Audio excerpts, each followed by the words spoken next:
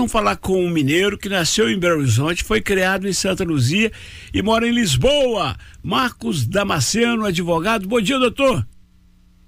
Bom dia, Eduardo. Como você está? Prazer, satisfação falar com você e com seus ouvintes também. Doutor, nós tivemos recentemente duas notícias que, de certa forma, mexem com o mundo da emigração mineira e brasileira para a Europa. Primeiro, esse crescimento da esquerda, da direita radical nas eleições para o Parlamento Europeu. E depois uma medida do governo português em relação às pessoas que querem viver lá.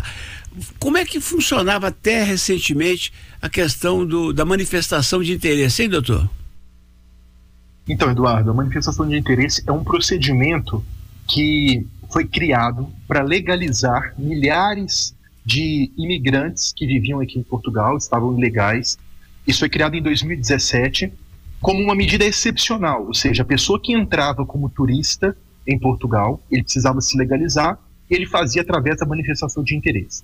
Com o passar do tempo, essa manifestação de interesse ela se tornou a regra, ou seja, as pessoas passaram a utilizar deste meio, ou seja, não pediam visto no Brasil, e entravam em Portugal e utilizavam-se dessa manifestação de interesse, o que fez com que nós tivéssemos hoje 400 mil processos parados aguardando decisão dessa manifestação de interesse. Por este motivo, o governo acabou por encerrar esse procedimento, ou seja, não há essa possibilidade mais, desde o dia 4 deste mês. Doutor, o governo português, ao tomar essa providência, ao apertar o cerco, ele está agindo por decisão própria ou ele é pressionado pela comunidade europeia? Existe uma pressão, e essa é uma verdade, existe uma pressão da comunidade europeia sobre todos os países, tá? Não só sobre Portugal, para se regular melhor a entrada de imigrantes no bloco, que acaba afetando a todos os outros países. Então, eu acredito que essa é uma medida que já vinha sendo anunciada, né, por governos anteriores, mas neste momento acredito que teve sim uma pressão externa para que esse procedimento ganhasse fim e regulasse melhor essa questão. E essa nova medida já está valendo? Ou seja, hoje, se eu for para o aeroporto aqui internacional de Belo em Confins, tomar um avião para ir para Portugal, ou eu vou bem caracterizado como turista, ou eu já tenho que ter um contrato de trabalho assinado? Exatamente, Eduardo. Então, a partir do dia 4 deste mês, que acabou a manifestação de interesse, obriga a todas as pessoas que vierem a Portugal para ficar, para que se estabelecer, que venham com um visto próprio para isso, tá bem? Que venha com um visto próprio. Se a pessoa vier como turista, que ela venha, como você muito bem disse, que ela venha totalmente caracterizada como um turista, e não fazer o que se acontecia com frequência, da pessoa vir como turista, mas na verdade com o intuito de permanecer no país e se legalizar aqui posteriormente. Essa não é a forma correta. Doutor, a pessoa chega aí do aeroporto, é recepcionada, o cara vai olhar, se for uma pessoa, um casal, aí aparentando 70 anos de idade, tiver hotel onde vai ficar hospedado, passagem de volta, tudo direitinho, entra. Se não tiver, agora se for uma pessoa vamos dizer, entre 18 e 40 anos, ela tem que estar muito bem documentada, porque eles vão barrar. Porque existe um perfil, né? Existe um perfil, já foi traçado um perfil dessas pessoas que vêm para Portugal para poder viver aqui e querem entrar como turista. Então, assim, não necessariamente tem a ver apenas com o perfil, com a questão etária, tá? Não necessariamente, porque há pessoas mais velhas de fato que vêm também neste intuito, mas principalmente alguns fatores que eles pegam. Se a pessoa não está totalmente documentada, uma carta convite, se a pessoa não tem, ou seja, se não tem um residente ou um nacional português que a convida, isso também é um fator que tem impactado muito recentemente. Nós temos recebido aqui no escritório muitas pessoas trazendo esse relato, que o primeiro documento que eles pedem antes do passaporte é a carta convite. Ou seja, isso traz alguma segurança também para o governo, que tem alguém se responsabilizando por esta pessoa em território nacional. Doutor, é impressão minha, ou como sempre acontece em qualquer parte do mundo, em qualquer época da humanidade, os mais pobres vão sofrer mais?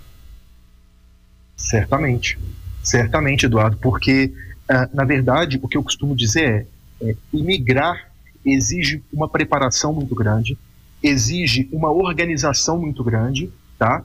E exige também que a pessoa tenha conhecimento. E o conhecimento, muitas vezes, ela chega a determinadas classes e muitas vezes a pessoa acaba por padecer por falta desse conhecimento. Então, agora, sendo exigido o visto, a pessoa tem que saber como solicitar esse visto, em qual órgão, como que funcionam os trâmites. Nem todo mundo tem condição de contratar uma assessoria especializada. Então, muitas vezes a pessoa quer fazer ali por conta própria para economizar algum valor e acaba, se perdendo ali no processo. Então, tudo isso interfere sim, Eduardo, com certeza. Por falar em assessoria especializada, o seu escritório trabalha com a imigração de médicos e dentistas, principalmente, doutor? Exatamente. O nosso escritório ele trabalha com toda a parte de legalização de estrangeiro, mas nós temos um foco. Nosso escritório é especializado em imigração médica e imigração de dentistas para Portugal e alguns países também da União Europeia. Como as profissões são similares, são ligadas à área da saúde, vamos tratar da questão do médico, que tem um volume maior de interessados em migrar para Portugal, eu imagino. Você tem ideia de quantos brasileiros já estão trabalhando na medicina e como dentista aí? Como médico, você quer dizer? Sim, na verdade, a Ordem dos Médicos divulgou um número recentemente, isso passava de 4.000, tá? No ano de inscrições, ou seja, esse número tem aumentado a cada ano, porque as pessoas, especialmente os médicos, têm buscado outras oportunidades, algumas portas de entrada na Europa, né? Alguns reclamando de situações internas do Brasil, alguns querendo buscar mais segurança, outros querendo mais qualidade de vida, mas o certo é que todos eles querem uma porta de entrada para a Europa, para internacionalizar a carreira, enfim, o futuro dos filhos também, muitas vezes, é colocado na balança nesse sentido. Quem for corre o risco da xenofobia, doutor, de ser maltratado por ser estrangeiro? Eu acho que esse tema, Eduardo, eu acho que isso afeta qualquer nacionalidade, tá? Não, isso não tem a ver com Portugal. Eu acho que isso é um problema de caráter do ser humano em si, né? Aqui nós sabemos que acontece isso, eu mesmo já combati várias vezes situações como essa, mas a gente não pode atribuir isso a um nacional, claro que não. Isso é um grupo isolado e que não reflete como o imigrante português recebe o brasileiro aqui ou recebe outras nacionalidades. De fato, são bem tratados. Muitos procuram médicos brasileiros, né? Porque nós sabemos que a formação humanitária dessas pessoas no Brasil, desses profissionais no Brasil, é realmente um diferencial. Então, cada dia mais pessoas têm procurado esses médicos brasileiros aqui. E o médico brasileiro é necessário? Eles precisam de médicos de outros países, especialmente brasileiros aí em Portugal? Sim. Cada dia que passa, Eduardo, a gente tem observado, eu tenho anunciado isso já há algum tempo, há alguns anos eu tenho anunciado. Nós temos uma estimativa que nos próximos 5 anos, 25% dos médicos irão se aposentar. Então, ano passado, o governo soltou aqui um processo de candidatura de médicos para trabalhar aqui, em que ele oferecia até moradia para essas pessoas em determinadas regiões aqui do país. Então, isso mostra que o governo quer essas pessoas, quer esses profissionais, não de qualquer forma, né, mas o profissional que está ali, o profissional correto, o profissional bem qualificado, o governo de Portugal quer sim esse profissional. E as condições? Eu imagino que condições de trabalho tem, porque os hospitais são, né, de primeiro mundo. A educação aí é um exemplo, eu imagino que os hospitais também são. O médico não vai sofrer como o médico do SUS aqui, não vai, doutor? Em termos de não poder fazer exame e tal? Isso daí não acontece, Eduardo. Nós já vivemos aqui já há alguns anos e o que a gente tem experimentado aqui é justamente o contrário, tá? Nós temos um sistema aqui de um médico de família, né, que é o que faz aquele atendimento primário. Então, eu tenho um médico de família que cuida de toda a minha família. Então, eu vou lá e reporto a ele solicita exames, e nós já fizemos exames aqui de alto custo, assim, de um dia para o outro, porque o governo tem as suas parcerias privadas também, então você pode utilizar um sistema privado para fazer alguns exames. Então, assim, o aparelhamento dos hospitais, o aparelhamento da saúde em Portugal é algo que é muito interessante e que atrai muita gente também. Então, assim, eu acho que ele não vai ter esse tipo de problema aqui com falta de medicamento, com falta de estrutura nos hospitais não. Ô, doutor, é o seguinte, se a gente for converter, vai dar confusão. Quem converte, não diverte. Então, vamos falar em euros, que é a moeda europeia, a moeda portuguesa. E considerando, já para o ouvinte ter uma ideia, para poder entender se dá ou não dá, considerando que para morar aí com um apartamento de 2 quartos aí em Lisboa, de qualidade, digamos, mediana, você vai pagar aí 1.200 euros, qual que é o salário mensal de um médico aí? O salário de um especialista, é claro que isso pode variar de acordo com a especialidade e com a demanda que o governo tem, que o Estado tem daquele profissional.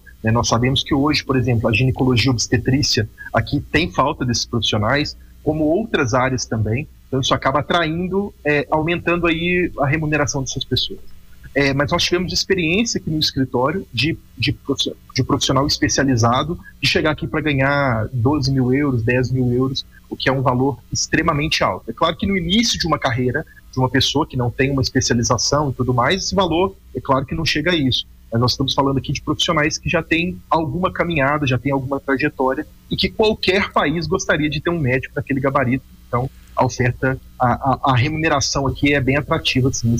Bom, doutor, então vamos para o processo de validação, que para o médico trabalhar, ele vai ter que validar o diploma dele brasileiro. É muito complicado? Portugal ainda, Eduardo, é uma porta de entrada para a Europa, tá? Tanto para o dentista como para o médico. Então hoje ele precisa passar por 3 etapas aqui, basicamente. Ele precisa fazer uma prova, que é uma prova objetiva, com 120 questões. Essa prova é feita uma vez ao ano apenas, tá? Todo mundo que fizer 50% dessa prova passa para a próxima etapa, que é uma prova prática, que basicamente é atendimento a um paciente comum. Você coloca para atender um paciente que é sorteado em algum hospital daqui. E depois, passando dessa etapa, ele tem que apresentar online um trabalho, um artigo que ele tem escrito, um TCC, para essa banca. Não necessariamente precisa ser um tema recente, mas tem que apresentar.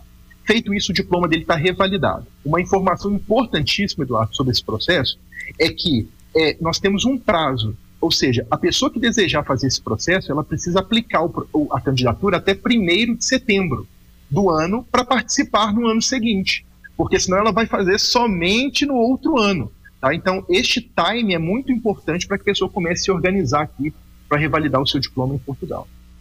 Doutor, custo. Quer dizer, se a pessoa quer contratar uma assessoria especializada, como é o seu caso, ela vai ter um custo, claro.